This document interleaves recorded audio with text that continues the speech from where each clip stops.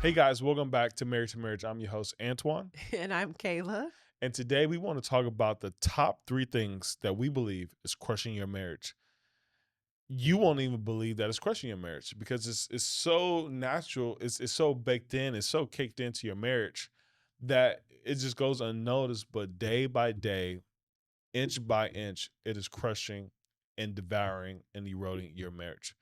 Baby, you want to give us insight to the top three things that's Yeah. eroding our marriages? Number one, who does more?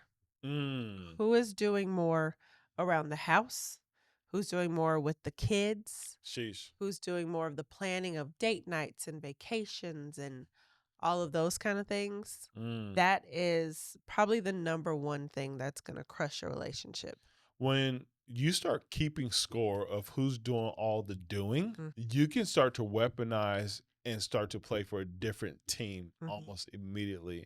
I know for us, the who does more around the house or who does more with the kids, who does more of the planning was a big, just weight in our marriage for no reason. And it's because it's low key petty, but also it's actually has to do with real things because we're feeling the weight of things that went unsaid or Yep. things we thought the other partner should have just known Yep.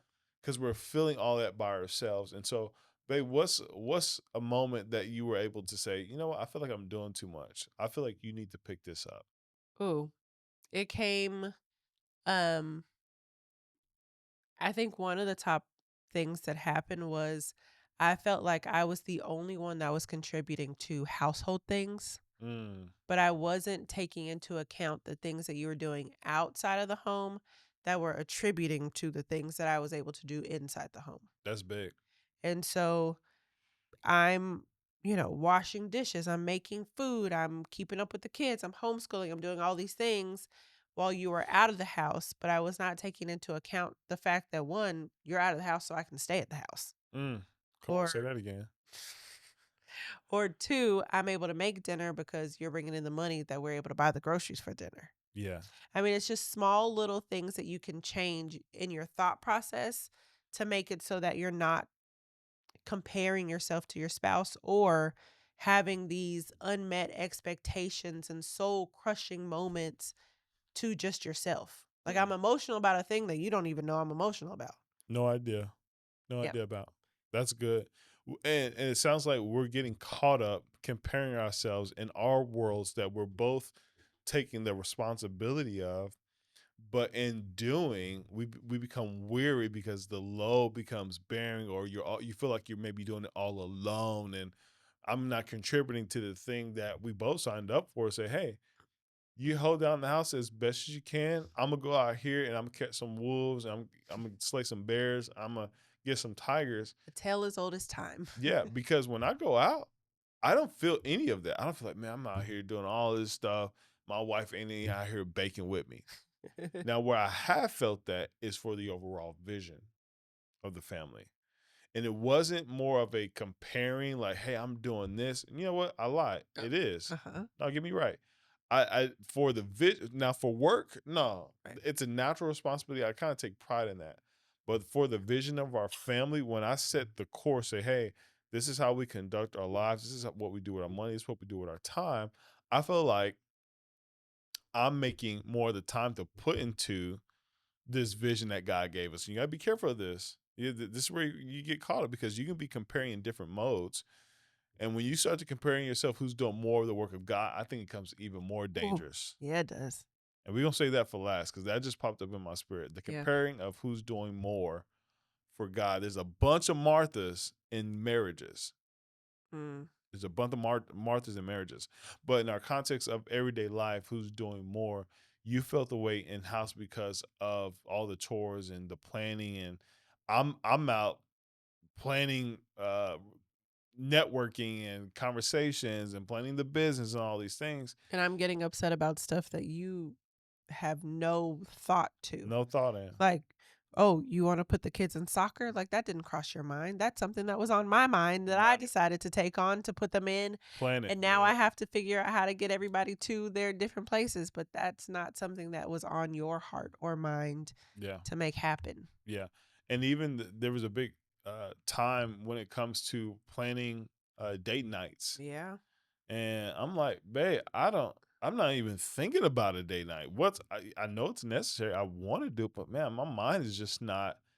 And I had to tell my wife, I'm like, hey, if you think about it, plan it. Yeah. Just plan it. Well, my secret is that I've just started planning at home date nights now. Come on. Like, I'm gonna put these kids to bed by the time you make it home. We're gonna make, dinner together or make a steak or something when You the kids better. are asleep, and then we'll watch a movie, and then I've got you to Yeah. myself. There we go. We don't always have to be out of the house. Not at Anyway, all. that was just a small secret. So sometimes you can start comparing yourself in your marriage to who's doing more, Mhm. who's doing more of this, who's doing more of that. And then you're keeping score on these doings when first of all, you gotta understand what you signed up for in the position you decided to sign up for as partners, as spouses in your home. And that's why you gotta be even more intentional when it comes to who does what, but also who doesn't do what. Mm, Also, who does not do the thing. Like you're not handling the money, or mhm. hey, you're not handling the schedule because you can't even keep time. You're late for most things.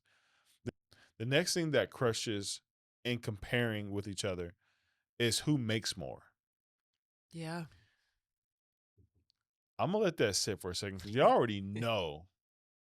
You guys already know the top thought or topic when we say who makes more, and it's money. Who makes more money in this marriage? Now, what blows me away Tell us. is the marriages where Ooh, um, separate bank accounts. separate bank Knew what you were accounts. about to say. Now, let me give you this analogy. We're entrepreneurs, and when you hear the fire and passion that comes out of this, it's from a business standpoint. If me and my wife decided to go into business together, joint venture, partnership LLC, C Corp, S Corp, even A a lot of B corp. Corp, A lot of corpse. Benefit Corp, which A I just corp. learned about, which is pretty cool. And we decided to develop our system and processes, but we also wrote out the operating agreement on things we will do and what not and what we won't do. And at some point, we of course have a business account because we need it. We're expecting cash flow, but I find out that my wife has a separate account somewhere that's hidden. All business deal goes south because somebody was taking money and putting it somewhere else that wasn't even known of. It could be even the accountant, it could be the business partner, it could be someone, the CFO who's over the finances. But the moment somebody else has a separate deposits, a separate, Secretive. a secretive one, not one that you it was planned. Yeah, like I have my own little mommy time account that he deposits money Cash up, into come on. for when I need a little alone time, but like a secretive account that no one knew about. And this is the part where it goes into who makes more because we got to help y'all. God brought man and woman together to become one. That's Mhm. on everything. Two people coming together to start one business, not to have two separate businesses. Anything with two heads is a monster. And so when it comes to your marriage, especially the money thing, that usually leads into the difference, both spouses having two jobs. And, oh, this is my money. This is what I'm bringing in. You can Mhm. help and contribute, and then this is your money that you bring in. No, man, I want to encourage you to stop that because it really starts and stops with you. Yeah. Even if you're not the most stewardish type person, like you shouldn't be over the finances in your family. And you shouldn't be over the You finances should in your not be family. looking at that account because you be on eBay and ESPN. Amazon. Like, bro, like, come on. But entrust that to the wife. Also say and also establish in the household why things should come through one river and there shouldn't be multiple streams because that opens up a door for stress, for strife, and for secrecy. Mm, Stress, strife is born out of levels of secrecy that you have.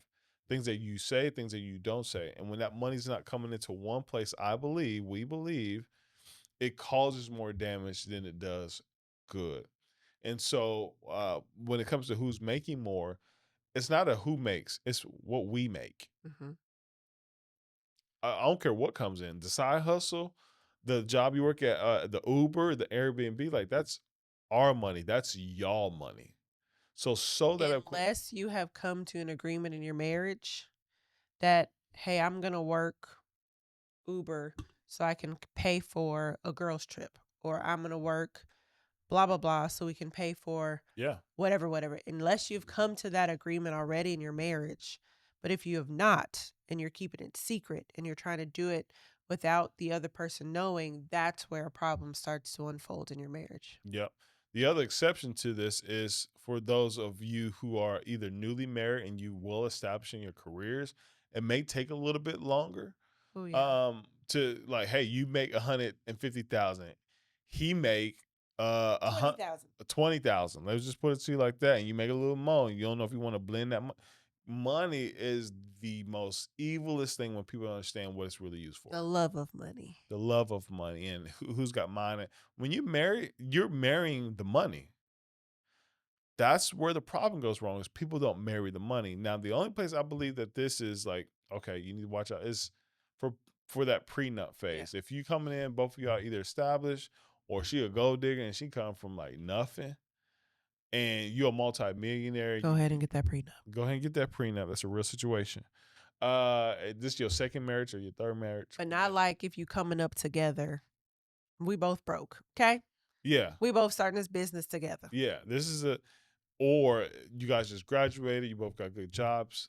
If you're going to get married, you have to marry the money in this instance. One, not because it's biblical.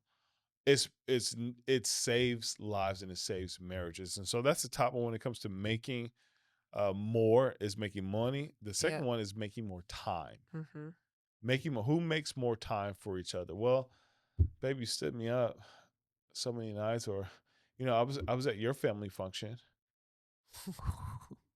Talk about it. Or we were at date night and I felt like the whole time you were just on your phone. Yeah. You weren't really making time for me. You were there, but you weren't Yeah. there. Yeah. That who makes more time, who makes more money is like brothers and sisters. Those two things go together. Making more time shows a level of intentionality. It does. But when you start to compare, like I make more time for you, you don't make more time for me, Oh, you that. may not be considering the context. Yeah. He's trying to get his law. He's trying to Agree. pass the The bar. the bar. She is working over out nursing and she's taking care of mom and some other family members, and you being kind of maybe low key selfish right now. That's Or good. hey, But that leads into the one I was thinking about, which is who makes more sacrifice yeah, in your relationship. that's good. That's That's good. a hard one because if I constantly feel like I'm the one that's sacrificing more because I don't get to go out and talk to adults, but Yep. I'm sacrificing by being home and educating children. Yep. Or I'm sacrificing more because I'm taking care of your mom Mm-hmm. who is sick Yep. and you're not. That's a real situation. Or, there are things like that. Who's making the bigger sacrifice is a hard comparison that people tend to make. Mm-hmm. Um, that leads to a destruction of a marriage. Yeah, the sacrifice. Should you got to marry the sacrifice? You got to marry the money. You have to marry the time. Never split the difference on who's doing what, because most of the time we're not considering the context or the content of what we're actually feeling and thinking, Yeah. because we start to focus on what self needs. Yep. Oh, literally, what I was going to say Mm-hmm. at the end of this was all of these things are selfishness. Yeah. Because if the comparing is coming from a selfish place Yeah. of my needs not being met, my wants not being met, Yeah. you're not paying enough attention to me. Yeah. And if we're in a marriage, selfishly in a marriage, Yeah. then it's going to be destructive. If we're comparing each other selfishly, Yeah. it's going to be something that's going to crush our marriage. Yeah. And I remember our phase that we went through with that. And it's a tennis match, Constantly keeping score. constantly keeping score, and it just piles up, and it's completely unhealthy And when it's not marriage. always in the same season, too. No, no, Like I was selfish for a season in comparing the things like the sacrifices and all the chores and who's doing more. And then you were in a season of selfishness of like, hey, but you're not contributing to this and blah, blah, blah. vision and Like, it wasn't ever at the same You're time. not posting for us, and I'm working for us. Oh, okay. Yeah, I'm Oh, you coming wanna for get you. real I'm gonna come detailed, for you a little okay. bit. Okay, that's fine. Somebody got to do I it. can get detailed if you Somebody got want to do to. it. I don't think you want me to. No, Okay, go ahead. but sacrifice also is mixed in and I think confused with what love should be doing because love is sacrifice. Yeah, it is. And when you are comparing and point scoring for who's doing what and who's sacrificing what, then you can't sacrifice and have empathy and sympathy for what others or for what the other partner is doing in their capacity too. This level of or this model of who makes more, this section of who makes more time, who makes more money, who makes more sacrifices, is one of the, I think, places where marriages start to really crush Yeah. because that's where you start to isolate. You start to feel alone. You start to feel like, hey, man, I'm doing all this stuff for this person. They're not doing anything for me, which they most likely are. It's just in their capacity or in that season or in that context. But through the eyes of selfishness, you can't You see won't it. be able to see it. Yeah. Which leads us to the third model. Yeah. The third one is who shows more. Mm, So who shows more affection?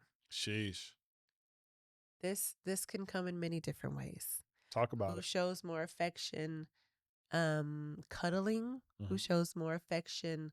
Lovey-doveyness. Who shows more physical affection? mhm. Who's initiating sex more? Sheesh. Who's sharing their needs of it? Sheesh. These are things who shows more love, Mhm. who's fulfilling the other person's love language more. Wow. Sometimes though you don't know the person's love language because there's been no communication about it. So again, you're thinking from a selfish place of, well, I did this for him today Mhm. and he didn't even bring me flowers. Yeah. He's he he's never brought me flowers and I know that that's a way that such and such shows their love. Mm. You're comparing, but that man has cooked you dinner for the past week. Yeah. That's his way of showing you Yeah. his love. And there's two things that I think about this that's really ridiculous of us, and one really goes back from grade school. Remember when you have to show and tell? And You have to show what you're bringing to the classroom, then tell about it. tell all about it. And it wasn't there was a point to where depending on what age you do this activity in, where it's like, oh, that's cool. You brought his pet frog. But kind of the older you get, you start to size up. Everybody's like, Like, oh, wait who's a bring it's a minute. Right. competition. Yeah. Who's oh man, I gotta make sure I bring like something that's gonna kill him. Yeah. Like this is gonna be amazing. And in marriage, we're showing and then we're telling what we've shown Ooh. in hopes that somebody will show us and tell us how much they love us and how much we're needed and wanted and loved and need to be dubbed, which I get. There is levels to that. But when you show to compare or show for points or show to tell in a marriage, it'll start to crush you from the inside. I think the thing that it's a joke in our relationship, but I think the thing that reminds me of is when I'm like, I love you. Now tell me you love me. Yeah. And you're like, I can't do it if you're gonna tell me to tell you. I can't Can't do it. give you my love when you demand it. Yeah. It's a joke. Like I don't ever need him. I know how much he loves me. You know what I Yeah. mean? But it's always like I can't give it to you if you're demanding it from me. Yeah. Okay, guys. So in this time that we were thinking of these top 3 things that are crushing your marriage, let's recap. Number 1 is comparing of who does more chores, who's taking care of the kids more, who does more of the planning, Hmm. who does more of the prepping, those kind of things. Number 2 was who makes more, who's making more money, who's making more time, who's making more of the sacrifice. And number 3, who shows more, who's showing more affection, who's showing more love, who's showing more empathy. In those 3 crushing things for your marriage, I think that we would be remiss if we didn't then give you 3 things that could help you uncrush these things if you're doing this comparison within your marriage. That's good. That's good. So, guys, here are 3 ways to undo the comparison of the doing, the making, and the showing. These are very easy. We want you to hold on to these. Number 1, You're going to know your strengths. Mm, Know what you are strong in doing and know what your spouse is strong in doing. yeah. Usually the one who is kind of complaining about the thing that's not being done, That's your strength. that's usually your strength. Yeah. We find that out like, hey, babe, can we? And I'm not saying that the whole strength, like Yeah, no. dishes, like nobody wants to do dishes. That's nobody's That's strength. why we invented a dishwasher. But know your strength and what's possible to take the load off the other person from having to focus on that, like the planning. I was going to say maybe that includes planning. So Yeah, you're getting a calendar, shared calendar, and you're distributing yeah, the chores, you're distributing the events, you're hmm, distributing date nights so that they can see in front of them so that they can prepare for what's to come. yep, yep. I know for me, planning, especially for date nights and things that don't make money, is a weakness for me in this season and in the context of this season. I still have to learn how to be intentional with that, but also use technology to help us do some of the doing to where it doesn't feel like a big load on either one of us. You So guys do got you to feel stay like that's a creative. sacrifice for you? It is a big sacrifice me Yeah. when I have to do it. When I do it, you better know, like, man, this Joker put a lot of time in to making this moment happen. Whether it's late or it's thought out, Yeah. it happened. Yeah. Also, I think another one is to know your energy. Yeah, Like know what you have energy to be able to do. yeah, I have the energy, but I don't want to expend the energy on having to go outside of the home to work. yeah.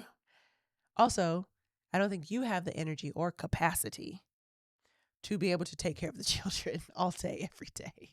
I deal with some grown folks who are even like children at another level. Uh-huh. So coming home to children who's going to be children and then going out and speaking with adults who act like children sometimes it can be a bit much, but knowing your energy and what you have energy for helps shares the load of what needs to get done, but also lets us know what we don't have to do.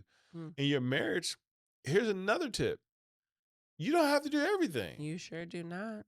Remember when dishes? Let's go to something simple. Who's doing the dishes? I'm always doing the dishes. Well, one, you grew up doing the dishes. You actually kind of love the dishes. It's kind of therapeutic for you. But if you ever change phases or context of seasons of doing the dishes, throw half of them away. Oh, that helped us. When we threw half of the Baby, get paper plates. sheesh, the planning went back to Plate. planning Yeah.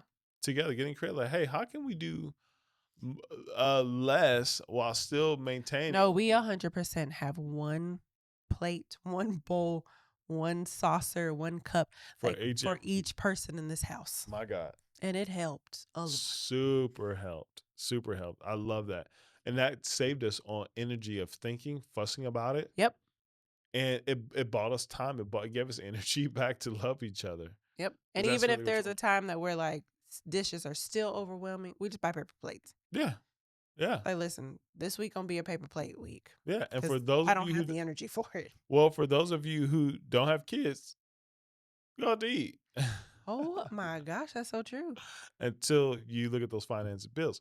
Anyway, $2,000 eating out. What's the last one, babe, for them? The last one is to know your cap Mm, or your capacity. your capacity. Like know what you can handle and what you cannot handle. Yeah. These seasons often change, even with my wife. She's brilliant and stellar with the kids, but I know her cap with the kids. My wife needs mommy time. She needs a getaway moment. She needs a cigarette break. Whatever is necessary for my wife to re-energize herself, going back to energy, and know her limits of what she can and cannot do, whether it's people, Yep. whether it's doing these podcasts. Yep. You stuck it in. We did one more tonight. You know your capacity, but also it's my job to stretch that capacity, and having kids will stretch every area Oh my of God. your capacity and grace and will. Because we could have been done an hour ago. Super long ago. So checking these three things will help prevent a ultimate crushing of your marriage. Even though you will all face it, we will all face it. These three things of being able to understand our strengths our energy and our capacities for one another. Me caring, Yeah. having sympathy, like, man, my wife, yeah, I need to go to the house. You know what, guys? Let's do that meeting tomorrow. I need to go to the house. Yeah. Understand, like, hey, babe, you don't have to do that. Let me do that. Like, you do too much of that. Yeah. Or hey, you know what? I've been watching you do this, and you've been doing it like a champ, but you don't have to do that anymore. Mhm. Let's save your strength on this, which opens up room for more love to be created. Sometimes this means financially planning so that you can have someone else come into your home to do these things. Come on. If you can financially afford it and you're able to hire someone to come in once or twice a week to be able to clean, wash dishes, take care of a kid or two, Mm-hmm. know your know your finances enough and know that you're able to communicate with your spouse enough to say, "Hey, I don't want to do this. Mm-hmm. I'm at my max. I've hit my capacity, but here's some ways Yeah. that I think we could work around doing this." That's good. So hopefully this helps you guys in your season of life where you feel like you're playing tennis with each other, going back and forth of who's not doing this and why didn't you do that? Um, you don't do enough of this. That comparison of who's doing what can lead to a crushing in your marriage. And we want to help protect you guys from that. The ultimate thing I want you to think about in comparing is we can't compare ourselves to the love and the time and the And energy the and the capacity sacrifice. and the sacrifice that God has given each and one of every one of us to learn to develop, but also have the grace for each other. He did that by sending his ultimate sacrifice in his son, Jesus Christ, to the earth to prove how much he loved us, to prove how much time he wanted to spend with us, Yeah. to prove what he was willing to do to go the extra mile, to show how much he cared for us and wanted to plan a future that was good. That's Jeremiah. We in the book of Jeremiah 27, 24, 29. 29. Jeremiah 29. I have plans for you. He didn't compare himself with us. Jesus never compared himself with us. Yeah. The Bible never compares itself with us. It's made for our good. And so come around the Bible, ask yourselves, like, God, how can we make sure that we don't compare ourselves to either one another and definitely to you? That was the fall of Satan. That was also the same thing he said to Job to make sure, like, hey, you wasn't there when I created the stars. Mm. Never compare yourself. Never size me up. Never measure me with anything else. And if we can believe in a God that cannot be measured, then we can give our little measurables to him to say, God, take what we're fighting over, take what's possibly separating our marriage, take what's possibly separating us from seeing the value in each other and show us how to come together with love and with truth and communication. Yeah. That's so good. Yeah. So we're gonna pray for you this week on how to empty out the nest of comparison so that your home can flourish and that your lives can flourish and that you guys can start loving each other with all the strength you have left, with all the capacity you have, and also with the energy that you have that you want to put forth as well. Yeah. Yeah. We love you. We're praying for you. We're thinking about you this week. If you want to inbox us or drop in the comments any prayers that you may have that you want us to pray for this week, we would love to pray for you. Make sure you like and subscribe and all the fun little things that you're supposed to do. Yeah. But thank you so much. This is Married to Marriage.